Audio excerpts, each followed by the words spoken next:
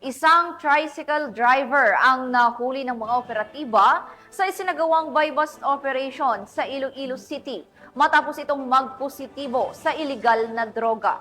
Ang balita mula kay Patrol Woman Justin May Halyores. Arestado ang isang tricycle driver matapos mahuli sa ikinasang drug buy-bust operation ng kapulisan sa barangay Maria Cristina, Haro, Iloilo City.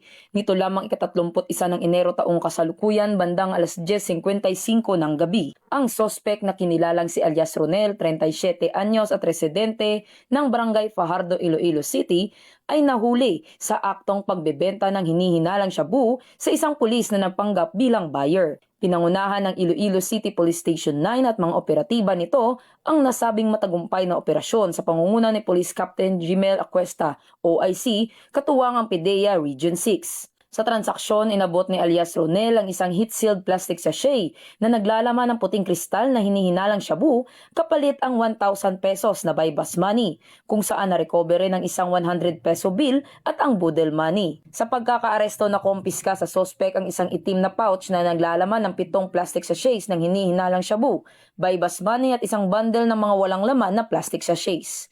Ang nahuling suspected shabu ay aabot sa tinatayang 47,600 pesos. Isinagawa ang on-site inventory sa harap ng isang elected na opisyal ng barangay, isang kinatawan ng media mula sa K5 News at ang mismong sospek. Matapos ang pagdakip, ipinaalam kay alias Ronel ang kanyang mga karapatan sa ilalim ng Miranda Doctrine at mga lingwaheng kanyang naiintindihan. Dinala siya sa Iloilo City Police Station 9 para sa dokumentasyon at tamang disposisyon. Ang mga nakuhang iligal na droga ay pinadala sa Regional Forensic Unit 6 para sa pagsusuri habang ang ibang ebidensya ay pinasa sa exhibit custodian ng ICPS 9. Patuloy na pinapaigting ng kapulisan sa Iloilo City ang kanilang kampanya kontra iligal na droga upang mapanatili ang kaayusan sa lungsod para masugpo ang paggamit at pagbebenta ng iligal na droga tungo sa bagong Pilipinas. Mula rito sa Police Regional Office 6, ako ang inyong PNN Correspondent Patrol Woman Justin May Halyores.